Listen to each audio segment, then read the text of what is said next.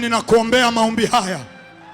Mwezi wa tatu, kila kilichokuwa kimekufa kitasimama na kwenda. Biashara yako itainuka na kukupa faida. Kazi yako itainuka na kwenda. Kwenye biashara utapata faida. Kipawa chako kilichokuwa kimekufa kitatiwa nguvu na kusonga mbele. Hautachekwa tena mwezi wa tatu. Wataitafuta aibu yako mwezi wa tatu, hawataiona tena. Wataitafuta aibu yako, hawataiona tena. Watayatafuta machozi yako mwezi wa tatu, hawatayaona machozi yako. Maana Bwana anakupa kicheko. Bwana anakusimamisha tena. Mungu anakusimamisha penye nafasi tena. Bwana anakufanyia njia mahali pasipo na njia. Mwezi wa tatu utasimama na kwenda. Biashara yako itasimama na kwenda. Kazi yako itasimama na kwenda. Waliokucheka watakusalimia kwa heshima. Waliokudharau mwezi wa tatu watakusalimia kwa heshima. Waliokuona ufai mwezi wa tatu wataiona heshima ya Bwana kwenye maisha yako. Waliokuwa wagonjwa mwezi wa tatu wanapokea uponyaji, wanapokea uzima,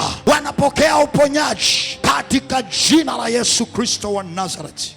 Zuia sauti yako usilie, kwa sababu Bwana anakusimamisha mwezi wa tatu. Ulinisukuma sana ili nianguke, lakini Bwana akanisaidia. Mwezi wa tatu utasimamishwa na Bwana. Mwezi wa tatu utasaidiwa na Bwana. Mwezi wa tatu Mungu atakusimamisha tena. Machoni pa waliokuangusha utasimama tena. Nyota yako itang'aa tena. Biashara yako itakupa faida tena.